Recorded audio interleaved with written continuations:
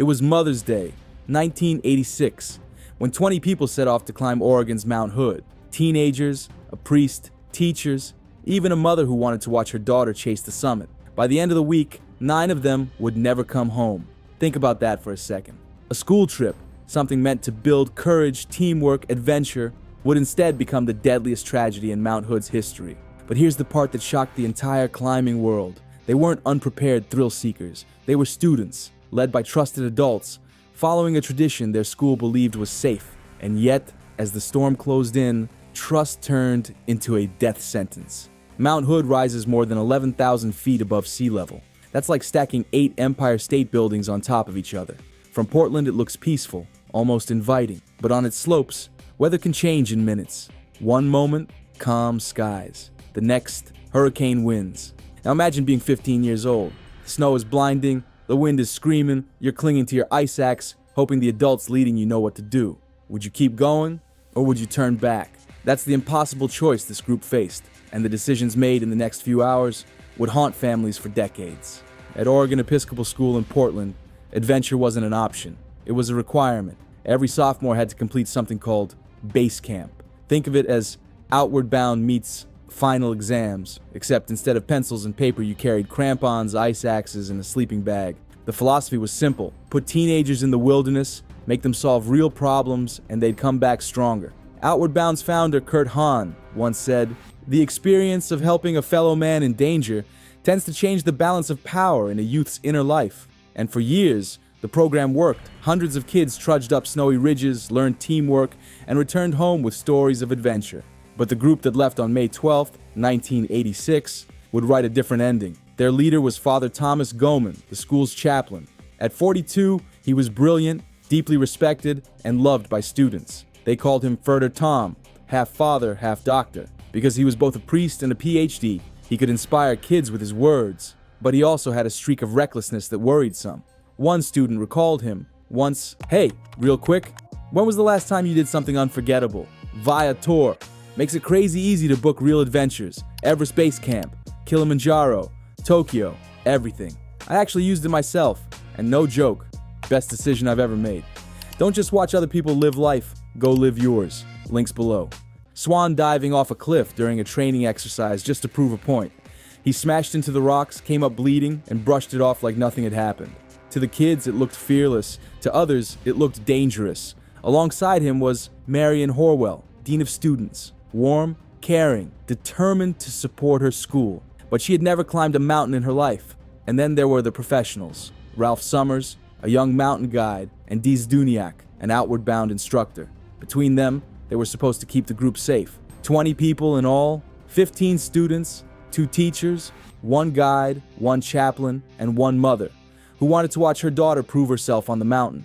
One of those students was Tasha Amy. She was 15 and nearly blind in one eye. Some thought that should have kept her off the climb, but she insisted. She would have been just downright insulted if anyone had suggested she not climb the mountain, a teacher later said. For her, this wasn't just a requirement, it was a matter of pride. Young, determined, and excited. They packed their helmets, carabiners, and ice axes. They climbed aboard a yellow school bus, buzzing with the nervous energy of kids about to test themselves against the elements. By sunrise the next day, they'd be gone, swallowed by a storm no one saw coming. The bus rumbled east from Portland, headlights cutting through the night, carrying them toward the hulking white pyramid of Mount Hood. For most of the students, this was the adventure they'd been waiting for all year. They trained for it, learning how to kick steps into hard snow, how to self-arrest if they fell, even how to perform basic first aid on the mountain. But no amount of classroom preparation could capture what it feels like to actually step onto a glacier in the dark at 6,000 feet, with only the moon and headlamps to light the way. For many of them, this was their first time at that altitude. Their nerves showed in quiet laughter, clumsy crampons, and whispered questions. What if I slip? What if I can't make it?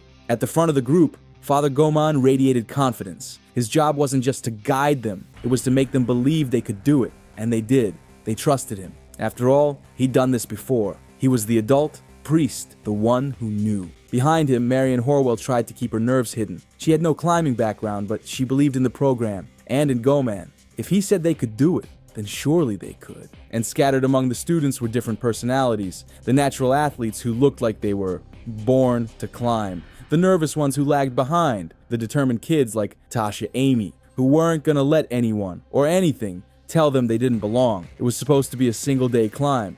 Up by noon, down by afternoon, back in Portland that evening, ready to tell stories in the cafeteria the next day. But as they stepped off the bus at Timberline Lodge, ice axes in hand, a quiet warning already hung in the air. The forecast had mentioned a storm. The mountain was calm now, but anyone who knows Mount Hood will tell you, calm doesn't last, and the storm that was coming would change their lives forever. At 2:30 in the morning, May 12th, 1986, the team clipped on their crampons, adjusted their headlamps, and began the long push-up Mount Hood's south side. At first, the world was silent, just the crunch of boots in snow and the occasional gust of wind. The summit seemed possible, maybe even easy. By dawn, the mountain was glowing in soft light. From below, Hood looked serene, but higher up, clouds began to gather. The forecast had already warned of incoming weather. Matt Zaffino, then a young meteorologist, later said, "Any Mount Hood veteran should have known a big storm can turn the peak into a death zone without warning. When it hits fast." But at that moment, the students couldn't see the danger yet.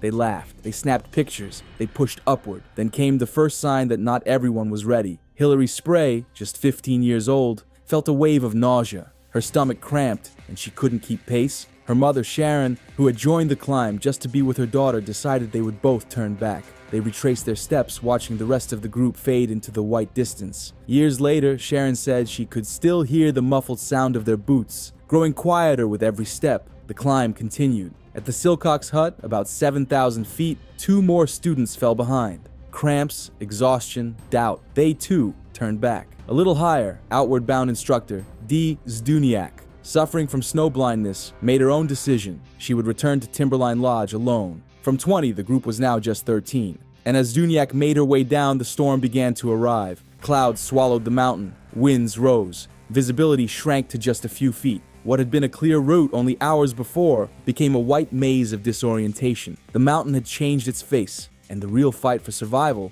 was only beginning. By late morning, the storm was no longer creeping in. It was here. Winds screamed across the slopes at over 100 miles an hour, the force of a Category 2 hurricane. Snow blasted sideways, erasing footprints almost as soon as they were made. Guide Ralph Summers felt the dread in his gut. He later admitted he told Father Goman, "We need to get out of here." But by then, the group had already drifted off course. Visibility was down to 10, maybe 20 feet. In that blinding white, there is no horizon, no up or down, just endless snow. And then, the youngest climber, 15-year-old Patrick McGinnis, began to stumble. His speech slurred. He begged to lie down and sleep. Classic hypothermia. Imagine watching your child, someone you'd just seen laughing on a school bus, suddenly collapse in the snow, his body shutting down.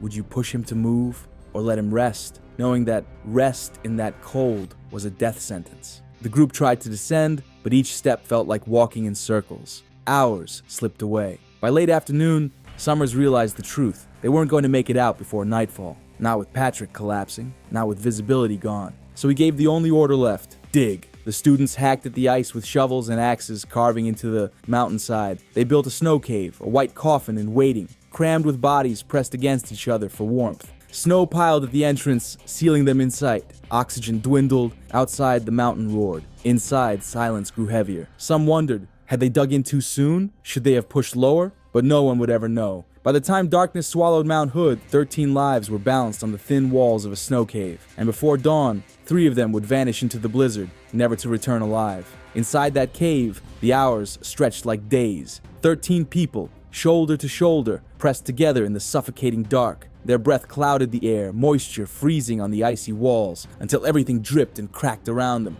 At first, there was relief. They'd carved out shelter. They'd beaten back the wind and snow. But soon, the cave revealed its flaws. It was too small for so many bodies. The entrance kept clogging with fresh snow, choking off oxygen. Some inside grew dizzy, lightheaded. The cave that was supposed to save them was slowly becoming a trap.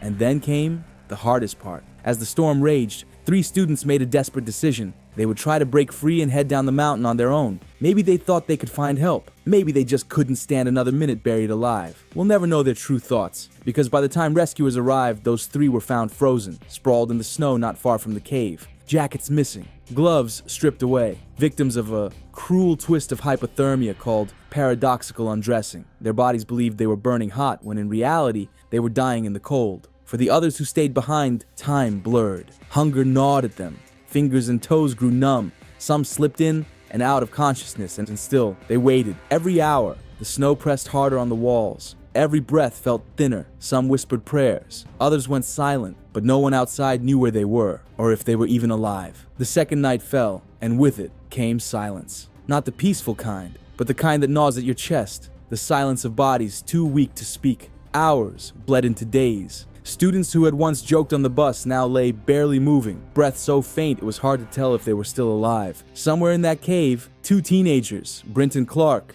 and Giles Thompson, clung to the thinnest thread of life. Thompson, only 15, drifted in and out of consciousness, frostbite eating away at his legs. Clark, exhausted and starving, still forced himself to stay awake. Imagine being in his shoes, surrounded by friends slipping away, pressed against them in the dark, trying to will your body to survive when everything inside screamed to let go. Meanwhile, outside, the storm showed no mercy. For 3 days, the mountain held its prisoners, and search teams scoured the wrong slopes. Helicopters hovered, rescue dogs searched, but the whiteouts swallowed every trace. And then, a break.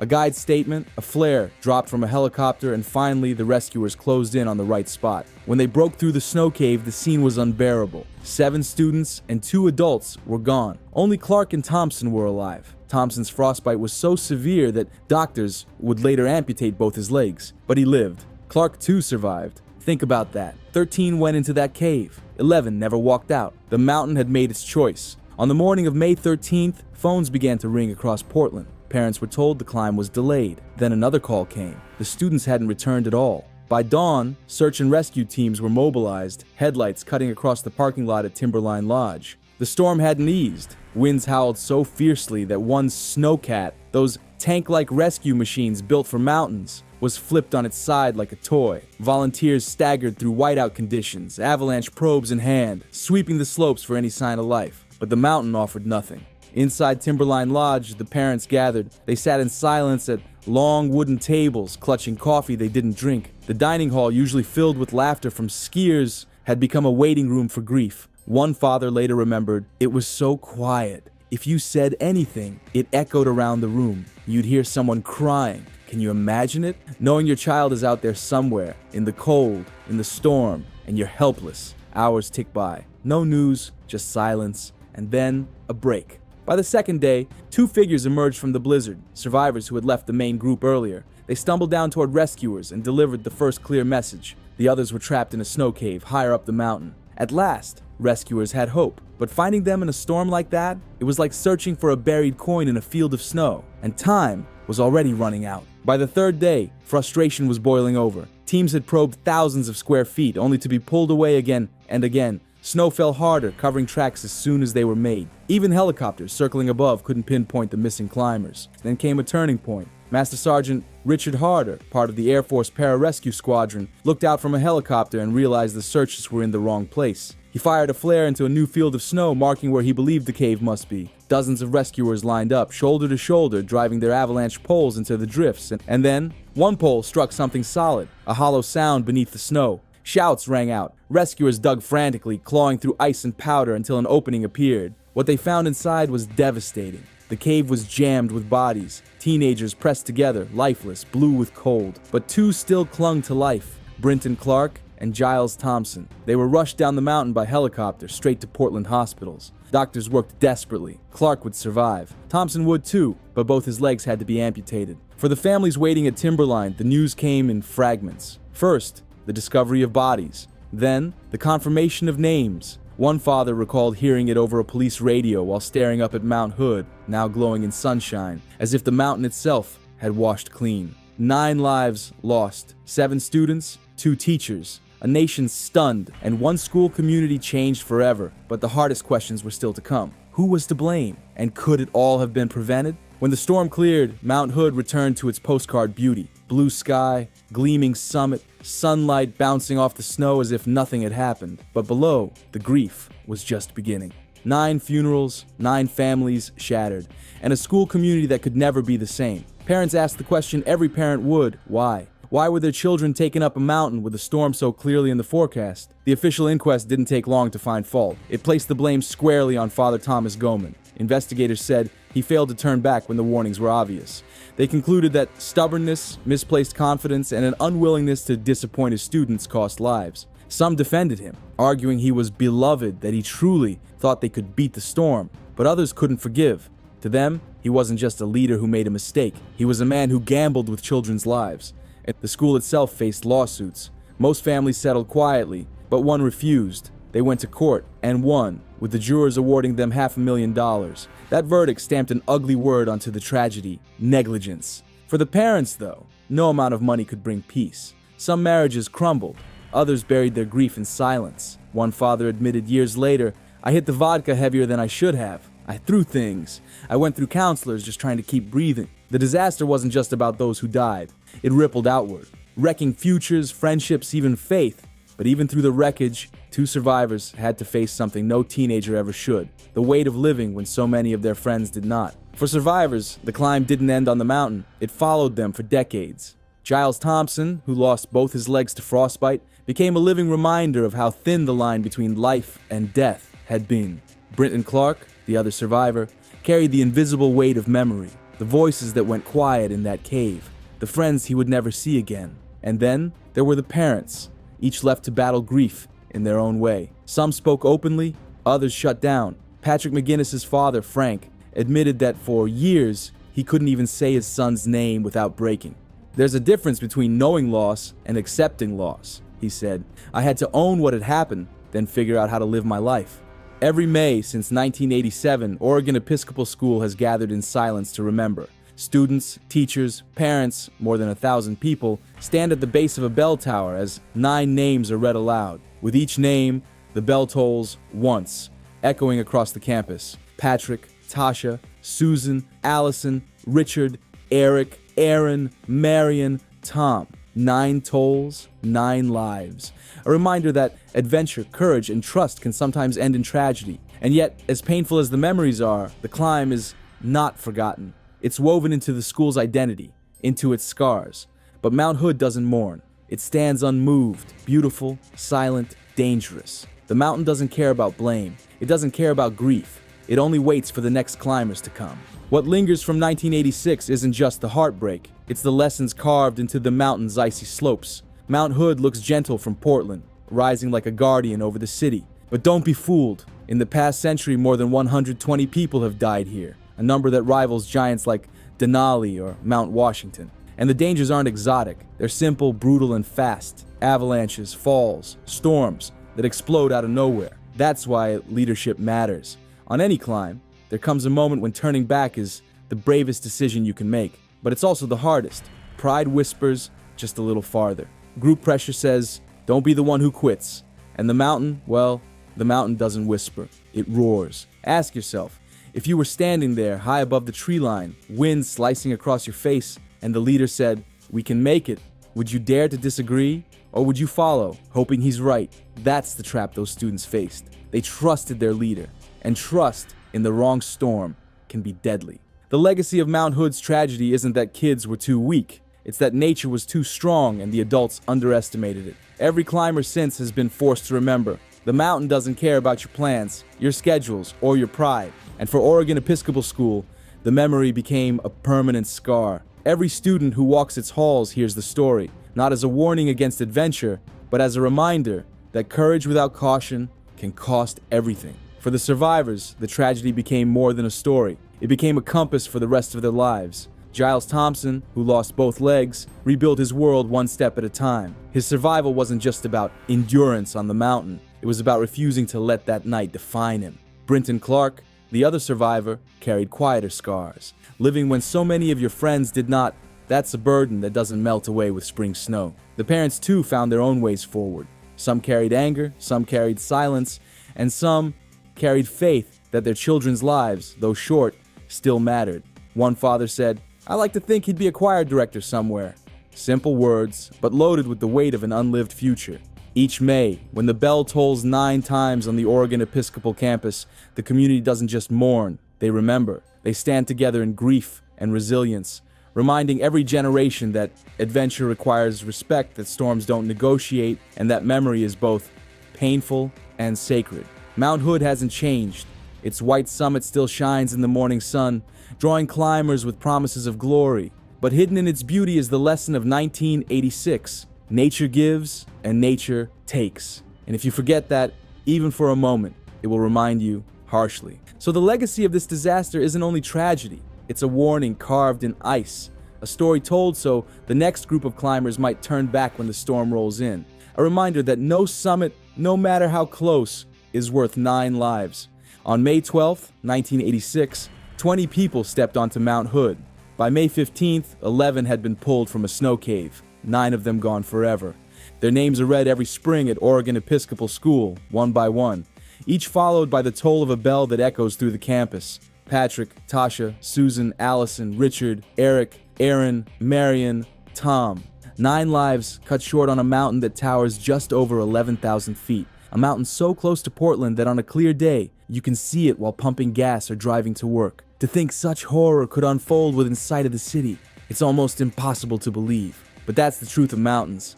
They look calm from far away, but up close, they demand respect. They don't forgive mistakes, they don't bargain, and they never ever care how young you are. If there's one lesson carved from this tragedy, it's this. Adventure will always carry risk, but it's the choices we make, the moment we turn back or push forward, that decide who lives to tell the story. Mount Hood still stands, silent and beautiful, its summit gleaming in the sun.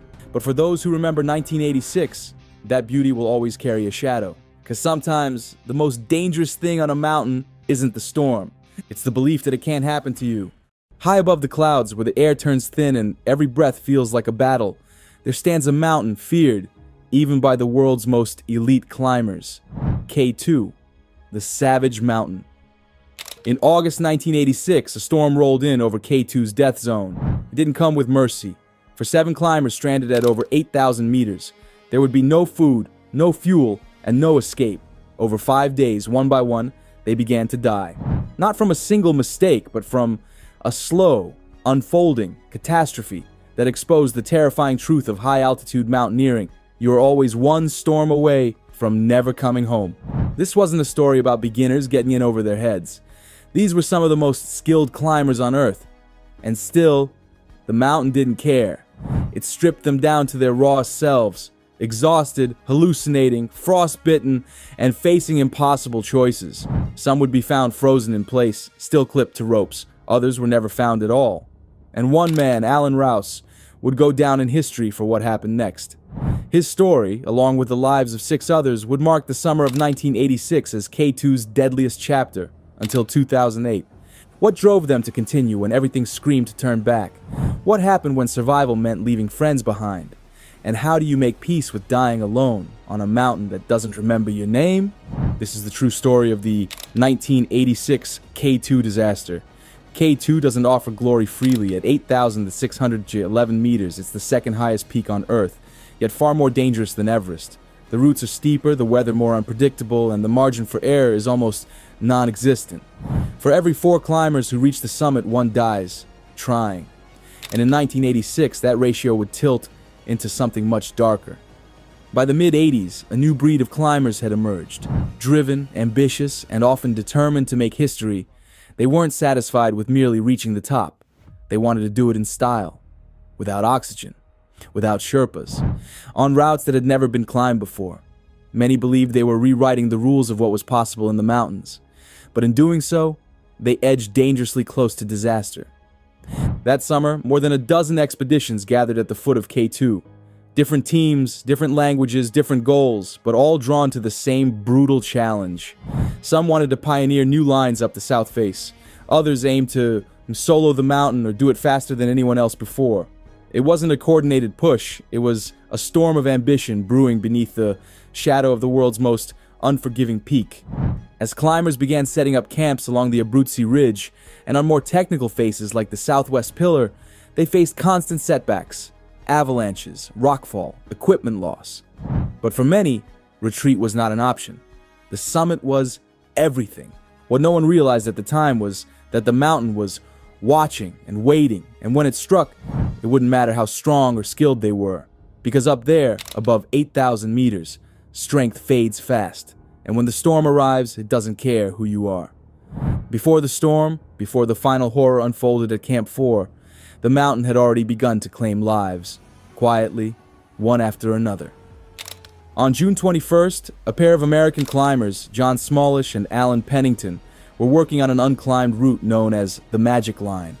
It was steep, technical, and wildly ambitious. As they moved upward, a sudden avalanche tore down the slope. Pennington's body was recovered, but Smolik vanished beneath the snow, never to be found again. His dream of a first ascent was gone in seconds, buried beneath a wall of ice. Just 2 days later, 3 climbers reached the summit together. Wanda Rutkiewicz, who became the first woman to stand on top of K2 without oxygen, and her teammates Liliane and Maurice Berard. But triumph on this mountain is always laced with risk. As night fell and their descent dragged on, they were forced to bivouac high on the slopes, exposed and exhausted. Only some would make it down. Wanda survived. So did Michel Parmentier and 2 Basque climbers. But Liliane and Maurice disappeared. Weeks later, Liliane's frozen body was found. Maurice's wouldn't be discovered until 1998. They had made it to the top, but the mountain never let them leave. July brought no relief. Tadeusz Piotrowski, a renowned Polish climber, successfully climbed a new line on the south face. On the way down, he fell, his body bouncing down the slope before vanishing into the void. And just 6 days after that, Italian soloist Renato Casarotto, a legend in alpine circles, fell into a crevasse near base camp after a grueling attempt on the southwest pillar. He was pulled out alive, but it was too late. The cold, the trauma, it broke him. He died shortly after. These weren't careless tourists, they were elite, experienced, some of the best in the world. And yet, one by one, the mountain erased them. By the end of July, 6 climbers were dead. The season wasn't over. The worst hadn't even begun. Alan Rouse had already failed once. His original plan was to climb the brutal Northwest Ridge, a remote and seldom attempted route. But after weeks of bad weather and logistical setbacks, his team disbanded. Most returned home. Rouse didn't. Driven by a restless determination, he stayed behind, unwilling to walk away from the summit. That's when he joined a strange, temporary alliance of climbers, men and women from different teams, different nations, drawn together by the shared goal of reaching the top through the standard Abruzzi route. Among them were Austrians Alfred Imitzer, Willi Bauer, and Hannes Wieser. Polish climber Dobrosława Miodowicz-Wolf, known to everyone simply as Mrówka, the iconic Austrian filmmaker and mountaineer Kurt Diemberger, and British climber Julie Tullis, Diemberger's climbing partner and fellow high-altitude filmmaker. Together, this unlikely group ascended to Camp 4, an exposed platform of snow and ice clinging to the mountain at over 8,000 meters. This is the death zone, the altitude where the body starts to die, cell by cell, no matter how still you lie. You can't acclimatize here. You can only race against time. When they arrived, it was already too late. Supplies were low, tents were overcrowded, tensions were high. The Korean team had fixed ropes and set up camps earlier in the season, but most of their gear had been destroyed by storms or avalanches. There weren't enough stoves to melt snow. No one had brought enough food. And yet, they waited. The weather was clear for now, but heavy snow had already been forecast. Still, instead of descending, they made the fateful decision to rest and push for the summit the next day. Some were dealing with frostbite. Others were exhausted from the climb. But retreat felt like failure, and each had come too far to turn back without trying. On August 3rd, while most of the group rested at Camp 4, the South Korean climbers summited using oxygen. That same day, another trio, 2 Poles and a Slovak, completed a first ascent of the south-southwest ridge. They were caught in the dark on the descent. One of them, Wojciech Wróż, rappelled off the end of a rope and vanished into the abyss. And still, the remaining climbers at Camp 4 pushed upward. At 5:30 the next morning, Rouse and Mrówka left their tent to attempt the summit. Not far behind them, Imitzer followed. Then came Julie Tullis and Kurt Diemberger, and finally Willi Bauer and Hannes Wieser. It was a staggered push into worsening conditions. They weren't climbing as a team anymore. They were individuals, each chasing something personal, something that couldn't wait. But K2 would not let them go as individuals. It would trap them together. The final ascent on August 4th unfolded like a slow-motion race against time and against their own failing bodies. Rouse led the way, cutting a trail through deep snow while Mrówka struggled behind. She was strong, but drained. At 8,500 meters, she turned back. Rouse kept going, alone now, pushing toward the summit. Imitzer caught up not long after, then Bauer. The three of them reached the top of K2 together around 4 p.m. There were no cheers, no flags, just silence, wind, and the realization that daylight was fading fast. They had done it. Rouse had become the first Englishman to stand on the summit of K2. But on this mountain, summiting means nothing if you can't get back down. Meanwhile, below them, Mrufka waited. Julie Tullis and Kurt Dienberger were still climbing, despite warnings and pleas to turn around. They reached the summit around 7 p.m., far too late. The light was gone, the wind rising, and temperatures dropping sharply. On the descent, Julie slipped. The rope caught. She survived, but only barely. Together with Dienberger, she bivouacked in the open, exposed at 8,400 meters in total darkness. No tent, no shelter, just each other, and a prayer the mountain would let them live through the night. By morning, a whiteout had swallowed the upper slopes. Somehow, Dienberger and Tullis made it back to Camp 4, stumbling through waist-deep snow, blinded by exhaustion and altitude. Inside the tents, the situation had deteriorated. Frostbite was spreading, the stoves weren't working, there was no gas to melt snow, no food to provide warmth. The snow piled high around their tents, threatening to bury them alive. Temperatures had plunged, and winds howled at over 160 kilometers an hour. The human body cannot last long in these conditions. And yet, there was no way down. Visibility was zero. Rope lines were buried. Any movement meant almost certain death. For 5 days, they stayed there, trapped. On the night of August 6th, Julie Tullis took her final breath. Her body had simply had enough. High-altitude pulmonary edema, the cruel swelling of lungs starved of oxygen, claimed her life in her sleep. She was 38 years old, calm, quiet, gone. Alan Rouse was slipping too.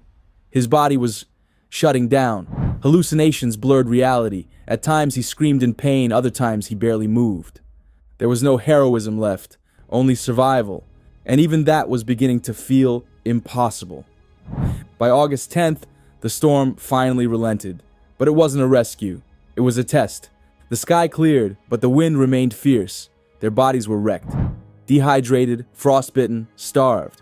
They had gone 5 days above 8,000 meters with no water, no fuel, and almost no hope. But they had to move. If they didn't, the mountain would finish what the storm had started. They looked to Alan Rouse. He was still alive, but fading. Delirious, half-conscious, barely speaking. Kurt Dienberger and Mrufka tried to lift him. He couldn't stand. He couldn't even sit up. They begged him to try. He couldn't. In the end, they made the decision that would haunt them for the rest of their lives. They left him in the tent. Willy Bauer later said it wasn't a choice. It was survival. They were all on the edge, and carrying him down wasn't just difficult. It was impossible. But the guilt clung to them like the frost on their skin. Bauer rallied what strength he had and pushed the others to move. Hannes Wieser and Alfred Imitzer tried to follow, staggering into the blinding snow. Just a few hundred meters below Camp 4, both men collapsed. Their bodies simply gave out. There was no strength left to help them. No strength even to cry. Mrufka descended behind them, alone.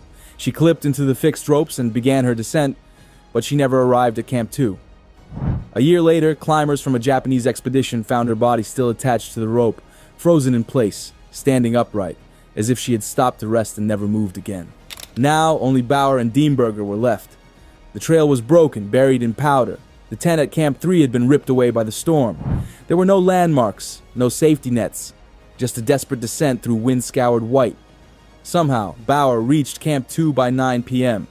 Dienberger followed an hour later. They were half dead, limbs black with frostbite. Every movement cost them something, but they had made it off the death zone. Behind them, 5 bodies remained high on the mountain. Julie Tullis, Alan Rouse, Hannes Wieser, Alfred Imitzer, Dobrosława Mrufka, Wolf. None would ever be buried. This was not a tragedy in one moment. It was a slow unraveling, a descent into helplessness. And it left only 2 survivors from the summit team. They had conquered nothing. K2 had simply let them go. When news of the disaster reached the outside world, it stunned the climbing community. 13 climbers dead in one season, 5 in a single storm. And not amateurs. These were elite mountaineers, names that had graced books, documentaries, and summit logs. Now they were part of the mountain's cold statistics. But it wasn't just the death toll that haunted people. It was the choices, the decisions made in the death zone, where frostbite creeps silently and minds unravel from oxygen starvation, leaving Alan Rouse behind, watching friends collapse, seeing Julie Tullis fade away without a word. The survivors didn't come down as heroes. They came down as ghosts of themselves. Kurt Dienberger, one of the two who lived, would later say, "When you're up there, you're no longer a climber. You're not even yourself. You're just someone trying not to die." What happened on K2 in 1986 exposed more than the danger of the mountain. It revealed the fragility of the human spirit in the face of overwhelming odds, and the terrifying clarity that comes when death is only a step behind you. The tragedy also changed how future expeditions approached high-altitude climbing. More emphasis was placed on proper acclimatization, communication, rescue planning, and the psychological toll of long exposure. But even today, K2 remains largely untouched compared to Everest. Fewer climbers attempt it, many never return. And maybe that's fitting, because K2 is not just a mountain, it's a reckoning. A test of resolve that doesn't care about experience, preparation, or dreams. It simply waits. And when the weather turns, it becomes one of the most hostile places on Earth. Alan Rouse was the first Briton to summit K2. But history won't remember him just for reaching the top. It remembers how he died in a tent, alone, as his friends slipped away to save themselves. And somewhere, high above the clouds, in the biting wind, K2 still holds the bodies of those who never came back. It does not forget. It does not forgive. It just waits for the next soul, brave enough or foolish enough to try. 13 climbers lost their lives on K2 in the summer of 1986. Their stories are not just part of mountaineering history, they are a reminder of what it costs to stand on top of the world. John Smolich, Alan Pennington, Maurice Berard, Lilian Barard, Tadeusz Piotrowski, Renato Casarotto, Wojciech Wróż, Muhammad Ali, Julie Tullis, Alan Rose, Hannes Visser, Alfred Imitzer, Dobrosława Miodowicz-Wolf. Each of them left behind something. Families, dreams, legacies, and each of them gave their life to a mountain that gives nothing in return. For those who survived, the scars ran deeper than the frostbite. Willy Bauer would never speak publicly in detail again. Dienberger, having lost all his fingers and toes, would go on to write about the experience, but the pain, in his words, is impossible to miss. "There are places where life clings by a thread," he wrote, "and where that thread breaks, the mountain doesn't even notice."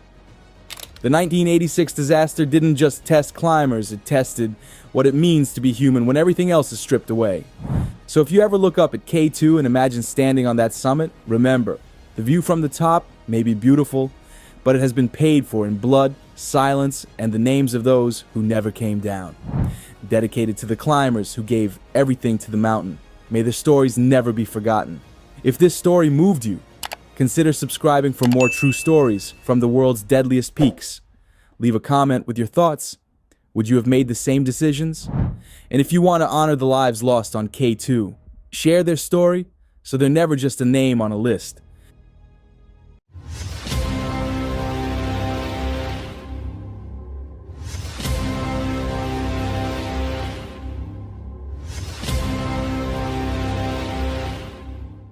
There's a place in Alaska where the sky meets a jagged horizon, a place so remote, so immense, that it seems untouched by time. Denali. At over 20,000 feet, it's the highest mountain in North America. But this story isn't about height, it's about survival. And the price some pay to chase the sky. In July of 1967, 12 climbers set out to conquer Denali, young, ambitious, hungry for glory. But just days from success, a storm rolled in. A storm unlike anything recorded on the mountain in 100 years. When the snow cleared, only 5 of them came down. One was found clutching a shredded tent pole, frozen in place like a statue to the wind. The rest vanished into the white. Was it a tragic accident? A failure in leadership? Or simply the cost of ambition in a place where nature shows no mercy?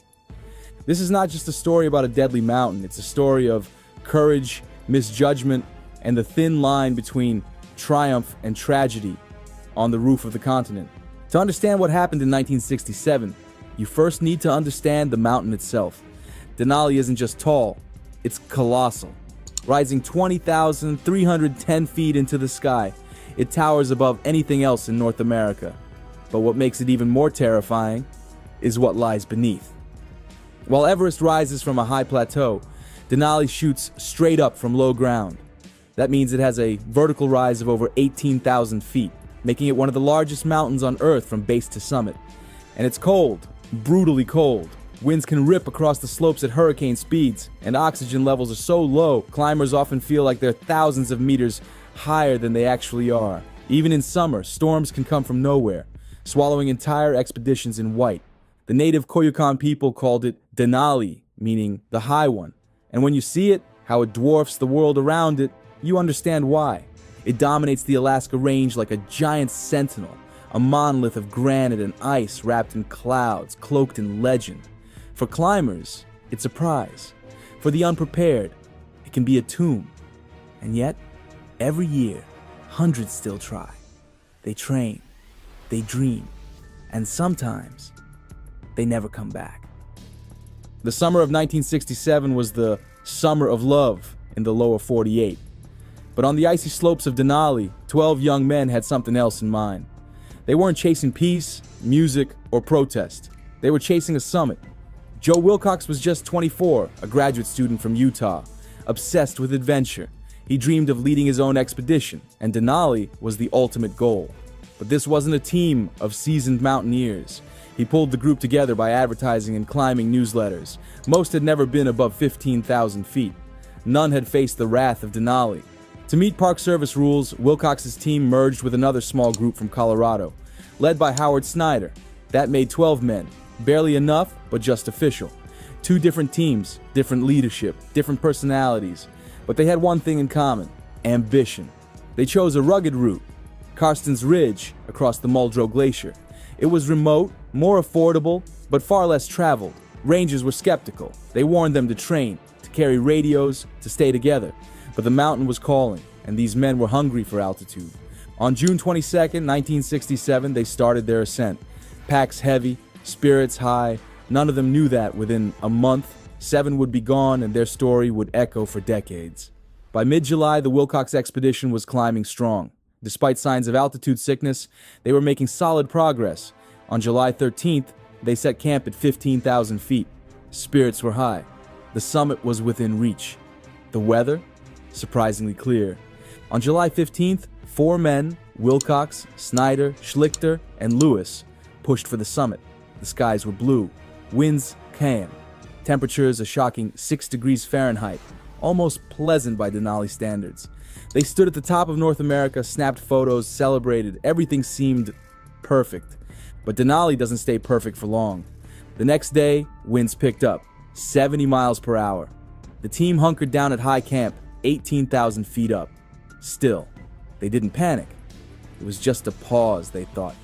Just a day. Then came July 17th. The storm calmed briefly. 7 of the climbers, including Jerry Clark, the Taylor brothers, and Mark McLaughlin, decided to make their summit bid. The others began descending towards safer ground. They set out late, too late. No one knows exactly when they left, but by the time they neared the summit, it was dangerously close to nightfall. At 8 p.m., as they climbed higher, the storm came back. Only this time, it wasn't just wind. It was fury. That night they radioed, whiteout, no visibility. They didn't know exactly where they were, and they weren't coming down. They'd bivouac on the slope, hoping for better weather in the morning. The next day, the last message crackled through the radio. They'd reached the summit, they said. 5 of them had made it. Wind was howling, fog everywhere. But they planned to descend in 10 minutes and call again later. That call never came. Then, silence. Just wind, just snow, just Denali, and the storm.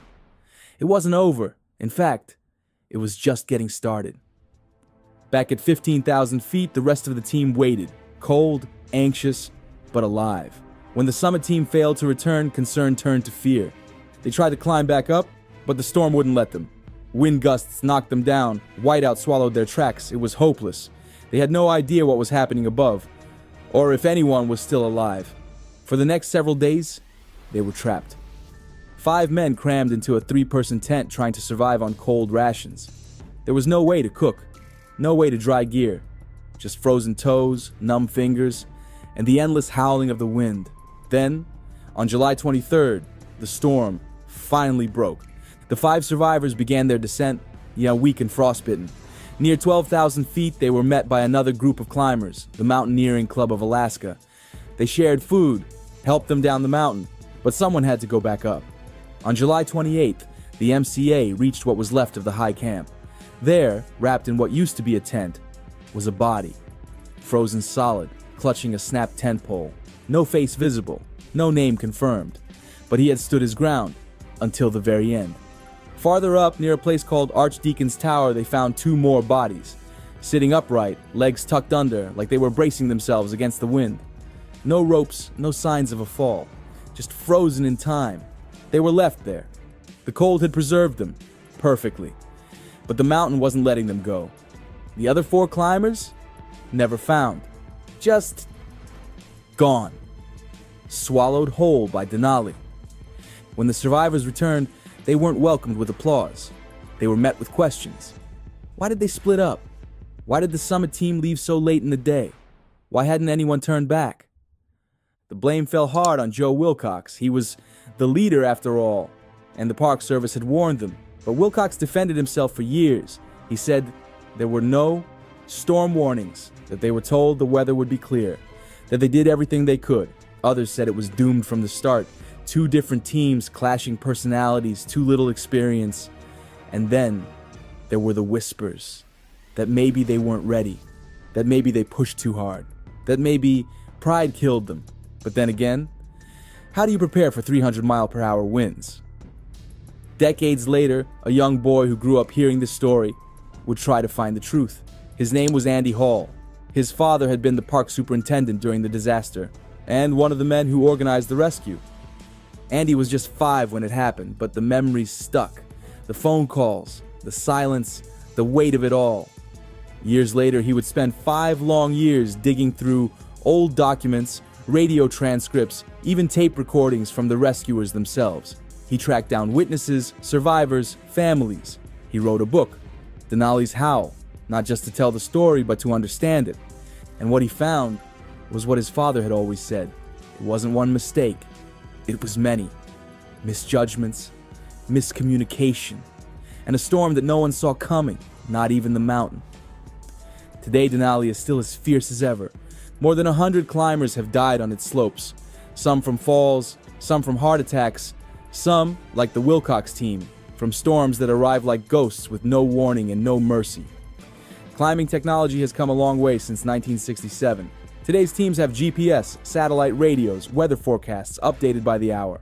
High-altitude helicopters can reach stranded climbers in places that were once completely cut off.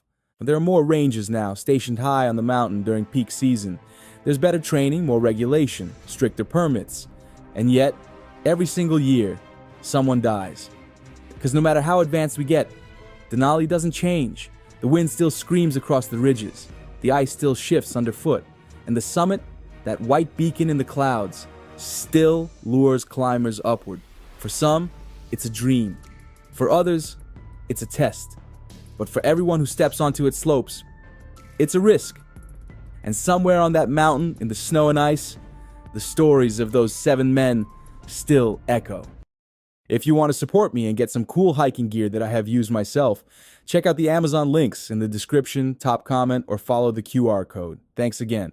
August 1st, 2008. On K2, the second highest mountain on Earth, but by far the most dangerous, conditions were perfect. After weeks of waiting, around 30 climbers from all over the world prepared for a summit push. They had good weather, solid coordination, and high hopes. But within just 24 hours, 11 of them would be dead. What happened wasn't the result of a single mistake, but a chain reaction of delays, miscommunications, technical failures, and bad luck. As night fell, rope lines were cut, climbers went missing, and deadly avalanches swept across the mountain. This is the story of the 2008 K2 disaster, one of the worst tragedies in mountaineering history. A story of ambition, survival, and the brutal cost of climbing the world's most unforgiving peak. K2, the Savage Mountain. Towering at over 8,600 meters, it's deadlier than Everest, with a fatality rate 5 times higher. In 2008, more than 30 climbers from around the world gathered on its slopes, ready to take advantage of a rare and promising weather window. After weeks of waiting at high altitude, the mood was hopeful. Teams had cooperated to prepare the routes, and a summit push was planned from Camp 4, located 8,000 meters above sea level. But hidden beneath the surface, serious problems were already unfolding. A key rope-fixing team, responsible for securing the most dangerous section of the route, had fallen ill at Camp 2. Without warning, they turned back and took nearly half the summit day ropes with them. The rest of the climbers had no idea. By the time they reached Camp 4 and realized what was missing, it was too late. No one had enough rope to fix the upper sections properly, and precious time was slipping away. This caused major delays just below the most infamous section of the climb, the bottleneck, a 60-degree ice chute that funnels directly under towering, unstable seracs. It's a place where even a small mistake can be fatal, and now, with over 30 climbers on the same route, delays meant danger. The perfect storm was forming: missing ropes, miscommunication, and a massive traffic jam in one of the deadliest spots on the mountain. As dawn broke on August 1st, climbers began moving up from Camp 4 into the bottleneck, a steep, narrow couloir of snow and ice that slices beneath massive, overhanging seracs. But progress was painfully slow. The missing ropes had caused chaos. Hours were lost as climbers tried to fix lines that should have been ready the night before. Some tried to move without ropes, others waited in freezing winds, exposed to the dangers above. A few decided to turn back, exhausted and aware of the risks. But most pushed forward, driven by ambition, adrenaline, and months of preparation. Then, the first tragedy struck. Serbian climber Dren Mandic fell while moving through the bottleneck. He had unclipped from the fixed rope, possibly to adjust his gear, and slipped. Witnesses saw him tumble down the mountain. He briefly sat up and waved, but by the time help reached him, he was gone. Despite the warning, the line of climbers continued. Norwegian Rolf Bay, struggling with a faulty oxygen system, pressed on with his teammates Cecilia Skog and Lars Nesse. Conditions were calm, but time was slipping away. And at over 8,300 meters, every minute mattered. By late afternoon, many climbers were still far below the summit, dangerously late. Yet against the odds, Cecilia and Lars became the first Norwegians ever to stand on the summit of K2. It was around 5:30 p.m., hours later than planned. Rolf, out of oxygen but determined to support his team, turned back just after reaching the top of the Serac. What should have been a moment of triumph was now shadowed by fatigue, low supplies, and a long, dangerous descent in failing light. And the worst was still to come. As night fell over K2, the descent began. Cecilia Skog, Lars Nesse, and Rolf Bay were making their way down the bottleneck. They were tired but focused, carefully rappelling down steep ice, their headlamps glowing in the dark. Then, disaster struck. Without warning, a massive serac high above them collapsed. A thunderous crack echoed through the mountain, followed by an avalanche of ice. Rolf Bay was leading the way across the traverse when the serac gave way. He was swept off the mountain in an instant. The fixed ropes he was clipped to were ripped from the slope, severed by the force of the icefall. Cecilia and Lars were just meters behind. There was no time to grieve. With the ropes destroyed, Cecilia and Lars were now stranded above one of the most dangerous sections of the climb, alone, in the dark, with nothing but a thin emergency rope. But they kept moving. Carefully, they improvised rappels, using their own safety lines to downclimb the exposed ice. It was slow, nerve-wracking work, but eventually, they made it back to Camp 4. Rolf was gone, and many more were still high on the mountain, unaware that the descent route had just been destroyed. The real crisis was only beginning. Above 8,300 meters in the death zone, climbers were scattered, disoriented, exhausted, and now without a safe way down. The fixed ropes were gone, the route was invisible in the dark, and the cold was setting in fast. Some, unable to find the descent line, dug into the snow to wait out the night, bivouacking at extreme altitude without tents, sleeping bags, or oxygen. For most, it was a death sentence. Others pressed on, trying to help. Irish climber Gerard McDonnell and Italian Marco Confortola stayed behind to assist 3 Korean climbers who had become tangled in ropes near the top of the traverse. The Koreans were dangling, helpless. Jumich Bote, a Sherpa, may have stayed with them too. For hours, Gerard and Marco worked to help, in total darkness, battling cold and exhaustion. Meanwhile, further down the route, French climber Hugues Dobereid slipped and fell to his death during the descent. His Pakistani teammate Karim Meherban vanished, never seen again. By dawn, the mountain was a battlefield of survival. And then, another avalanche. Just as the sun rose, the Seracs released again. A wall of ice swept through the bottleneck. Gerard McDonnell and the 3 Koreans were caught in it, all of them killed instantly. Jumik boat was likely taken too. Marco survived, barely, making it below the bottleneck before collapsing from frostbite and exhaustion. By now, 8 climbers were dead, and several others were still unaccounted for. It was no longer a summit day. It was a rescue mission, unfolding too late. The aftermath. By August 3rd, the full scope of the disaster had become painfully clear. 11 climbers were dead, some had fallen, others froze to death after being stranded overnight. And many, like Rolf Bay, Gerard McDonnell, and the Korean climbers, were taken by avalanches they never saw coming. Survivors limped down the mountain, some snowblind, some frostbitten, all changed forever. The tragedy exposed the brutal reality of K2. It's not just the altitude or the terrain, it's the thin margin for error, the lack of coordination between teams, the dangers of crowding a narrow route with too many climbers, and the deadly gamble of pushing for the summit too late in the day. For many, the 2008 disaster was a wake-up call. What do you think? Was this tragedy preventable? Let us know your thoughts in the comments. If you're interested in more real mountaineering stories, subscribe and hit the bell icon. In our next episode, we'll be diving into another infamous event. Until then, stay curious, stay safe. Snow is falling sideways. Wind howls like a warning through the jagged peaks of Alaska. The sky is gray, lifeless. A radio crackles, then silence. And then, a voice. Calm, almost cheerful. "Love, I'm at the summit. It was incredible." Those were his last known words. Marc-Andre Leclerc had just completed one of the boldest first ascents in North America. Alone with his partner Ryan Johnson, he stood on the summit of a remote Alaskan spire, having climbed a line no one had ever dared attempt. Hours later, both men vanished. No distress call, no second chance. Only a rope found, days later, frozen at the base of a 2,500-foot drop. To this day, their bodies have never been recovered. But what makes this story even more haunting is that Marc-Andre wasn't chasing fame, money, or even survival. He was chasing something far more dangerous.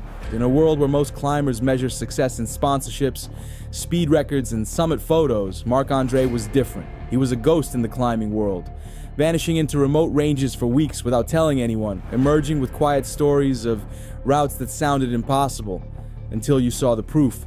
At just 25, he had already rewritten what the human body and mind could endure, soloing ice-choked walls in the dead of winter, climbing some of the hardest peaks on Earth without a rope, without a partner, without any safety net at all. He didn't court the spotlight. In fact, he ran from it. And maybe that's why his story feels so raw. Because Marc-Andre's greatest climbs weren't performed for us. They were performed for him, and for the mountains themselves. This is not just the story of a climber. It's the story of someone who treated the edge of impossible like home. Marc-Andre Leclerc was born in the coastal city of Nanaimo, British Columbia, but his real upbringing happened inland in a quiet farming town called Agassiz. It was here, with the jagged spine of the Cascade Mountains cutting across the horizon, that his imagination first started to climb. By the time most kids were learning multiplication tables, Mark could already tell you the height of Mount Everest, down to the last foot, and recite the names of history's great alpinists like they were childhood friends. He wasn't just daydreaming about mountains, he was studying them, memorizing their shapes, their stories, their dangers. When he was 8 years old, his grandfather handed him a copy of Quest for Adventure by Chris Bonington. It wasn't a children's book. It was a collection of bold expeditions and life-or-death decisions, told by some of the greatest climbers to ever live. Mark devoured every page, and something in him shifted. These weren't just stories, they were blueprints for a life he didn't yet know how to reach. At 9, he got his first taste of climbing at a wall inside a shopping mall. But that short session lit a fuse. He soon found a proper climbing gym in nearby Abbotsford, where his natural talent was impossible to miss. Holds that left other kids struggling seemed to draw him upward like magnets. Coaches noticed. By his early teens, he was dominating competitions, his wiry frame and quiet intensity setting him apart from the rest. But Mark's dreams didn't fit inside a gym. Even then, he wasn't thinking about medals. He was thinking about mountains. When Mark was 15, his mother gave him another book, Mountaineering, The Freedom of the Hills. It wasn't written for beginners. It was the kind of manual seasoned climbers used to refine decades of experience. But Mark didn't just read it, he absorbed it, using it as his personal curriculum. Armed with second-hand gear he bought with money earned from working construction alongside his father, he started venturing into the local peaks. Sometimes he would bike for miles with a rope over his shoulder or hitch rides with strangers just to reach a trailhead. At Harrison Bluffs, a patch of granite not far from home, he began experimenting with rope systems, anchors, and aid climbing, teaching himself skills most climbers learn under careful mentorship. He didn't have mentors, he had curiosity, and the stubborn belief that he could figure it out on his own. And he did. This was also the age where Mark began to disappear, not in a tragic sense, but in the way a person vanishes into the places they love. Friends would see him less. Teachers noticed his mind was somewhere else. More and more, that somewhere was high above the valley, with the wind in his face and the rest of the world far below. It was here, in the shadow of Mount Sless, that the foundation was laid, not for a career, not for fame, but for a way of life that would carry him to the edge of human possibility. After finishing high school a year early, Mark wasted no time stepping fully into the life he'd been chasing. He moved to Squamish, Canada's climbing mecca, without much of a plan beyond climbing as much as possible. He didn't have money for rent, so he bounced between friends' couches and nights sleeping under overhanging boulders in the Grand Wall Forest. The dirtbag climber lifestyle wasn't a sacrifice for him, it was a privilege. Every day, he woke up surrounded by granite walls that called to him like old friends. Squamish was a place where reputations were forged, where the best climbers in North America came to test themselves. And quietly, without much notice at first, Mark began to outclimb almost everyone. He wasn't chasing grades or attention, he was chasing experiences. Routes that had intimidated him years earlier were now warm-ups. Then came his first real breakthrough, the northeast buttress of Mount Sless. It wasn't just another climb, it was a local giant, a jagged peak steeped in legend and tragedy.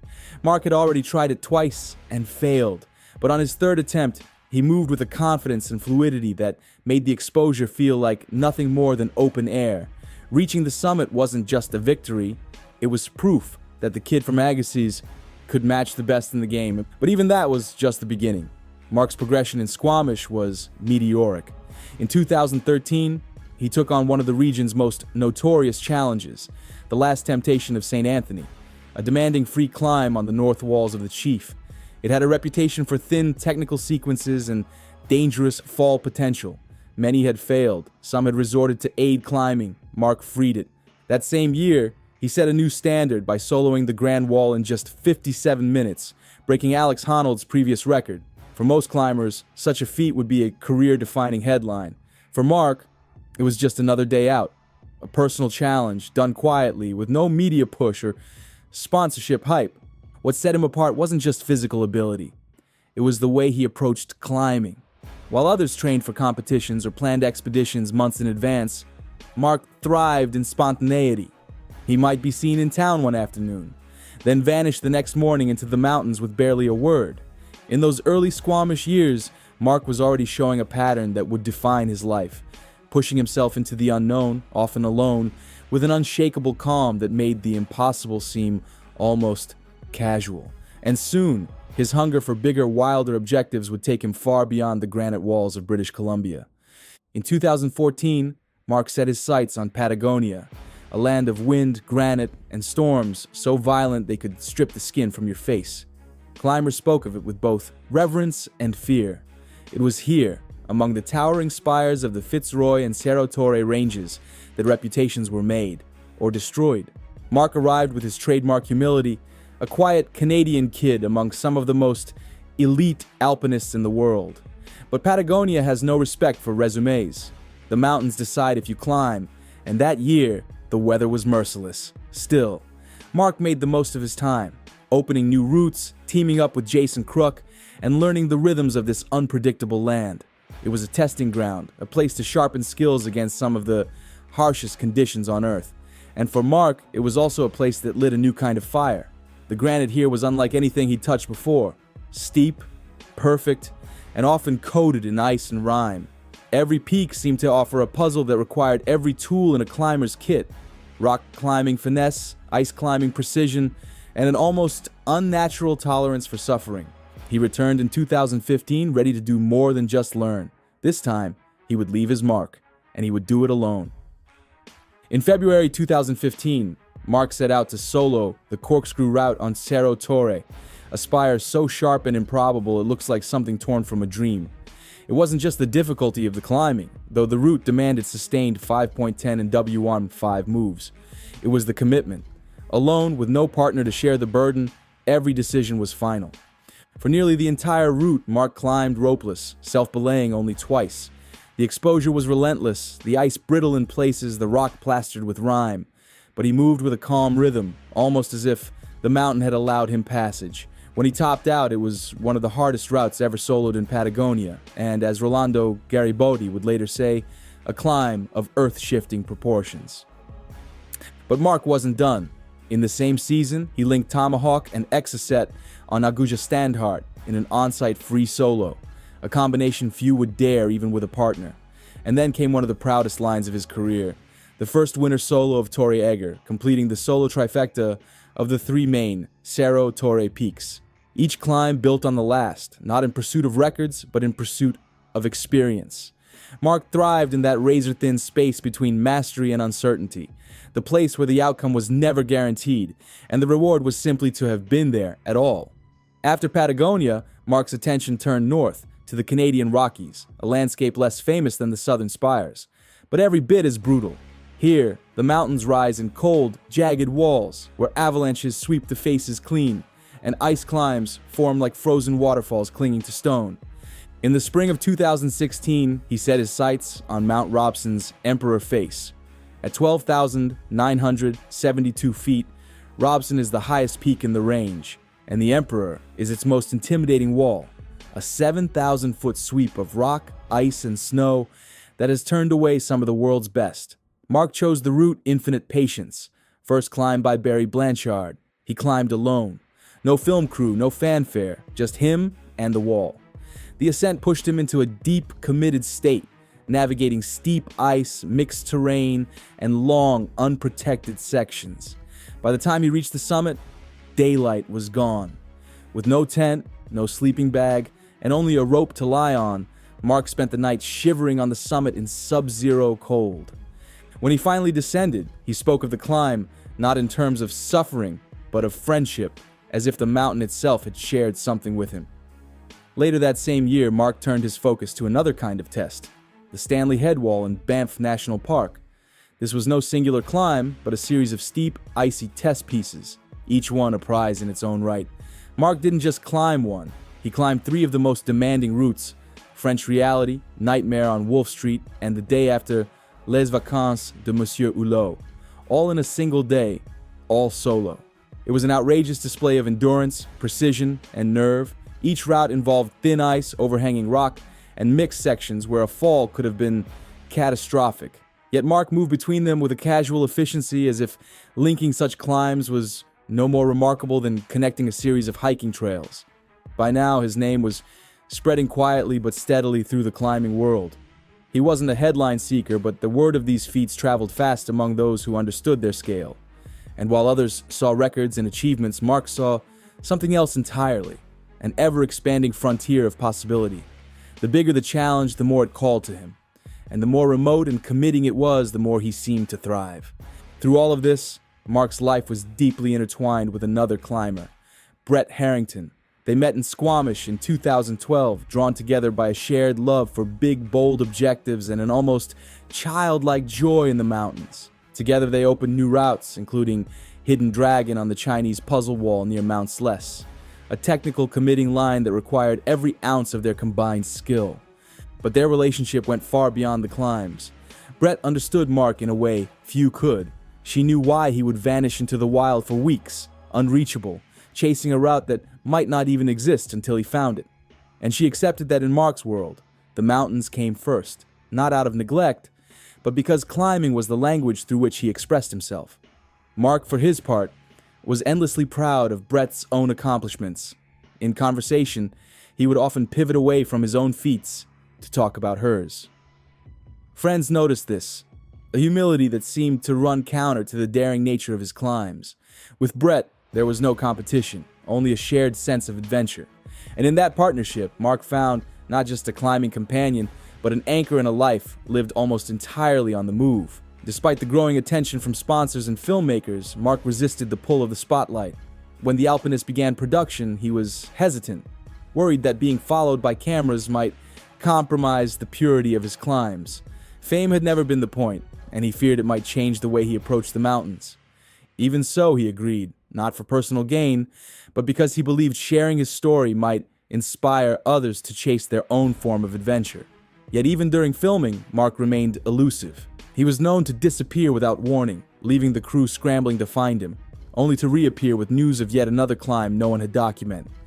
Away from the lens, he was disarmingly relaxed, more interested in a good cup of coffee, playing with a dog, or listening to Elton John's Rocket Man than in recounting his latest accomplishment. For Mark, these small, quiet moments were just as much a part of his life as the dizzying heights. They were the counterbalance, the reminder that life was more than summits and that joy could be found in the simplest places. It was this blend of humility and audacity that made Marc-André Leclerc unlike anyone else in the climbing world. And in early 2018, that unique spirit would lead him to one final, fateful climb. In March 2018, Mark received an invitation from an Alaskan climber named Ryan Johnson. Ryan had been dreaming for years about a clean, unclimbed line on the north face of the main Mendenhall Tower, a jagged, ice-rimed spire in a massif of 7 peaks, just north of Juneau. The face rose 2,500 feet, steeper and taller than Yosemite's Half Dome, and in late winter, it never saw the sun. Ryan had tried it once before and been turned back when the ice thinned out dangerously halfway up. He knew it wasn't technically the hardest climb, but protecting it from a fall would be nearly impossible. Even roped together, they'd have to climb as if they were soloing, moving fast, placing little gear, trusting their instincts. For Mark, this was exactly the kind of challenge he lived for: remote, committing, and largely unknown.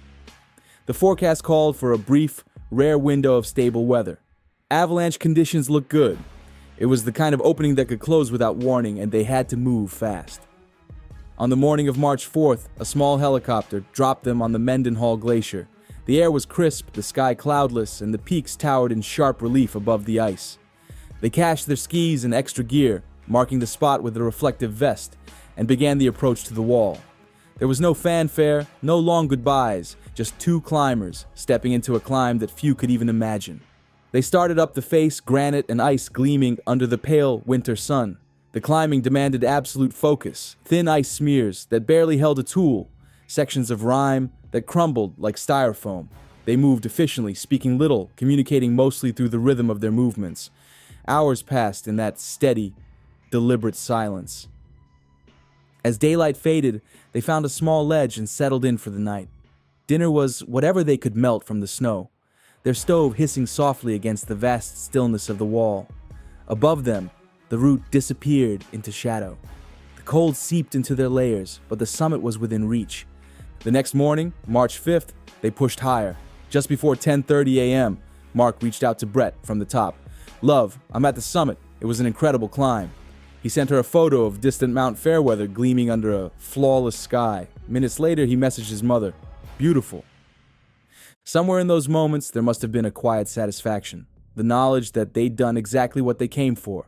The plan was simple: descend, retrieve their gear cache, and ski the 10 miles out to the trailhead. But in Alaska's mountains, simplicity is an illusion. The descent would be their most dangerous climb of all. When they didn't return to Juneau by the evening of March 7th, concern quickly turned to alarm. A storm had moved in almost immediately after their summit, burying the face in fresh snow and obscuring any chance of spotting movement from the air. For 4 long days, high winds and whiteout conditions kept rescuers grounded. Friends and family waited in that agonizing space between hope and dread, clinging to the thought that Mark and Ryan might be pinned down somewhere, waiting for the weather to clear.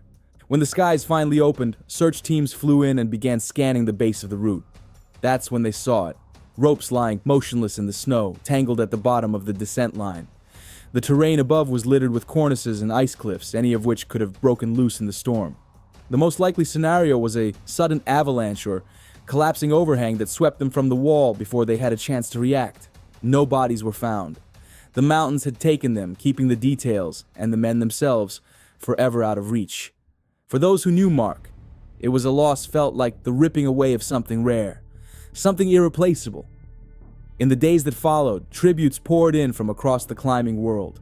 Partners, friends, and even rivals spoke of Mark's quiet brilliance, his humility, and his rare ability to make the impossible feel almost serene. Rolando Garibaldi called his Patagonia solos a clear step forward for the entire sport. Brett, in her grief, described him as someone who didn't just climb mountains but became part of them. The Alpinist, released 3 years later, would capture some of his magic for those who never met him. But a film could only go so far. The essence of Marc-André Leclerc, the solitude, the quiet joy, the way he disappeared into the wild not to escape life but to find it, remains something you can't quite capture. In the end, the story of Mark's life wasn't about standing on summits. It was about the spaces in between, the long approaches, the nights alone on high walls, the moments when the wind dies and the mountains feel alive. Those moments were his home, and it's there, somewhere between earth and sky, that his story still lives. Marc-André once said that some of the most beautiful experiences can't be photographed or told. They can only be lived. That was his gift and his mystery. He didn't climb to leave a record behind. He climbed because the act itself was enough. Out there, alone on a wall of ice and stone with no one watching, no one applauding, he found something the rest of us can only glimpse. The pure freedom of living exactly as you choose, right at the edge of what's possible. And maybe that's why, even now, years after the mountains took him, Marc-André Leclerc still feels less like a memory and more like a presence, moving silently somewhere far above, where the air is thin and the world is impossibly wide. The wind was howling like it was alive. Snow whipped across the face of Denali, tearing through the silence like some ancient warning. A rope stretched tight, a crevasse opened, and just like that, he was gone. They called his name. Once, twice, nothing. Just the cold. Terrence Muggs. Stump didn't die with a scream. He died the way he lived, on the edge of the impossible. The mountain didn't roar, it whispered. A soft crack, a vanishing breath. What kind of man trades a future in professional football for a life hanging by pitons and prayers? What drives someone to abandon everything safe and expected for a dream he could never fully explain? This isn't just the story of a climber. This is the story of a dreamer who defied gravity, convention, and eventually fate. He was chasing something no summit could give him, and the mountain took him before he could tell us what it was. Mifflintown, Pennsylvania is the kind of place where the roads remember your name and the fields grow kids into men. That's where Terry Stump was born, the third of 4 brothers, in a storm so violent his mother later called it a fight just to get him into the world. From the start, it seemed like life didn't come easy for him, but that just made him push harder. He was the kind of kid who'd finish school, grab a shotgun, and disappear into the woods until dinner. A free spirit in a town built on rules. In class, he was a problem. On the field, he was a star. By 5th grade, he was scoring 60 points in a single recess football game. And he remembered it. That was the moment. He'd found power. Not just physical, but the kind that let you rise above what people expect from you. They called him an all-state quarterback. Penn State called him next. Full ride, Orange Bowl, Friday night lights turned to stadium spotlights. To everyone else, he was on track to be somebody. But Terry, he was starting to question which somebody he wanted to be. Then came the hit. One play. One snap of a ligament. His knee buckled, and with it, the life he'd been building cracked open. But he didn't quit. He finished the season, limping through games most wouldn't have walked away from. He trained harder, pushed further, refused to let go of the dream, until the dream started letting go of him. There's a moment etched in legend. Somewhere on the empty roads of Texas, in the dusty ghost town of Glen Rio, Terry pulled his battered van into a diner, one hand on a mug of coffee, the other on a map of his future. East meant the Dallas Cowboys. West meant mountains, snow, a life he didn't fully understand yet. He sat there for hours. the wind rattling the windows as the weight of a decision pressed down. He could chase the life everyone told him he was built for, or follow the one whispering from faraway peaks. By the time the coffee ran out, the football dream was over. Terry Stump would disappear that day. Mugs Stump would take his place. Utah didn't greet him with applause. There was no locker room, no crowd, just snow. Endless, unfiltered wilderness. He started as a ski bum and snowbird, chasing powder like it owed him something. And for a while, that was enough. Until even the thrill of fresh lines couldn't quiet the pull. Muggs started venturing into the backcountry alone. Long days, long hikes, sleeping in the trees. He traded chairlifts for skin tracks, turned away from comfort and toward the unknown. There was something holy in the solitude, something raw, as if the mountains were speaking in a language he was finally ready to hear. And slowly, the skier became a climber. He roamed the Wasatch Range in summer, taught himself to move on rock and ice, and found the men who lived at the edge, avalanche forecasters, weathered mountaineers, people who'd learned how not to die out there. Muggs wasn't just looking for skills, he was building a new version of himself, one handhold at a time. By 1975, he tied into a rope for the first time, and it was like something clicked. Climbing wasn't just a sport to Muggs, it was a language, a meditation, a battle. He moved fast, learned faster. There was no maybe in him, only yes or no, go or stay. In 1977, he made his first big mark with the first ascent of Merlin in Colorado's Black Canyon, a brutal wall of granite and air. That same year, he went to Chamonix, France, for a crash course in the Alps, and it nearly killed him. Lost in a storm on the Dru Couloir. No bivy gear, no food, no plan for survival, just instinct and ice axes. They barely got down. But Muggs came back different. There was blood in it now, a hunger. He tasted that razor-thin place between brilliance and death, and he didn't flinch. Something had awakened, and it wasn't going back to sleep.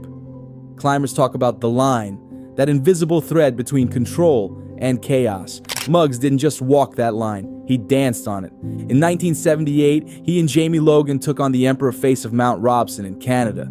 It was a wall that had turned back the best. Icy, vertical, remote. No one had ever topped it. No one believed it could be done. They bivvied on narrow ledges, clinging to the mountain like ghosts. Nights spent shivering in the cold. Days battling rotten rock and thin ice. One slip and it would have been over. At one point, Muggs peeled off mid-pitch, dangling thousands of feet above the glacier, laughing. Because to him, this was the real game. Not football, not trophies, just the raw, unfiltered now. They made it. First ascent, still unrepeated. That climb became legend. So did Muggs. And he didn't slow down. He teamed up with names that would define an era. Jim Bridwell, Paul Aubrey, Conrad Anker. Together they chased the unclimbed, the unlikely, the barely possible. In Alaska, he carved his way up the Moonflower Buttress on Mount Hunter, 1,500 meters of vertical ice, granite, and fear. With Aubrey, he reached the ridge crest of one of the most feared walls in the range. Then came the Moose's Tooth, a terrifying face in the Ruth Gorge. With Bridwell, he climbed Dance of the Woolly Masters, a wild, technical route that still scares climbers today. But his boldest moment may have been when he was alone. One day, solo, no backup, no cameras. Just Muggs and the Cassin Ridge on Denali, one of the most iconic routes in North America. Climbed without a partner, without a witness. He didn't brag about it, didn't publish it. He just did it. Because for Muggs, climbing wasn't performance. It was prayer. By 1992, Muggs had become more than a climber. He was a mentor, a mystic, a symbol of something purer than fame or summit counts. He was guiding now, sharing what he knew with others, trying to pass the fire without getting burned. That May, he was on Denali, guiding 2 clients down the South Buttress after a storm. The worst of it had passed, but the mountain was still restless, fractured, and waiting. He stepped ahead, scouting the safest path. Just a few feet further, just far enough, then the earth gave way. No warning, just a sigh, a soft, cracking breath of ice.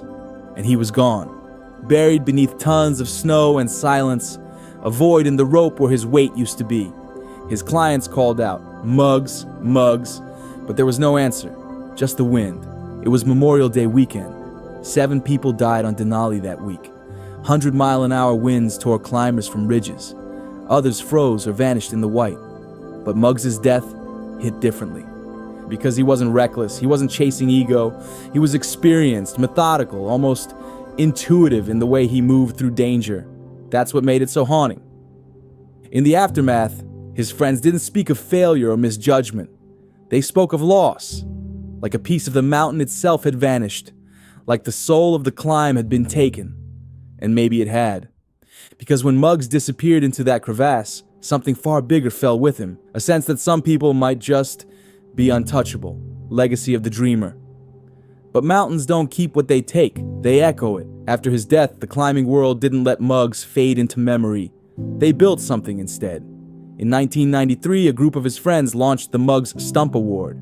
Not to honor him with statues or speeches, but to pass on his vision. It wasn't for fame chasers or peak baggers. It was for climbers willing to do it his way. Fast, light, clean. No siege tactics, no ego. Just heart and grit in the highest, loneliest places on Earth. Since then, the award has helped hundreds of climbers chase bold, visionary climbs in wild corners of the world. Mugs never sought legacy, but he earned one anyway. One that lives not in headlines, but in frozen bivouacs, in knife-edge ridges, in that quiet moment before the crux, when everything falls away except the climb. Ask the greats, Conrad Anker, Mark Twight, Steve House, and they'll tell you, Mugs wasn't just another climber, he was the blueprint. He taught them to feel the climb, not just survive it, to move like it meant something. His style, minimal, elegant, almost spiritual, shifted what alpine climbing could be. In the film Meru, Conrad Anker speaks of Mugs not with nostalgia, but with reverence. Because Mugs didn't just climb mountains, he made them feel sacred. Even now, decades later, when a climber stands alone on a remote face, fingers numb, lungs burning, chasing something they can't quite name, that's Mugs. Still out there. Still dreaming. Still leading the way. He never became an NFL star. Never chased the spotlight. Never cared if the world knew his name. What Mugs Stump chased couldn't be caught.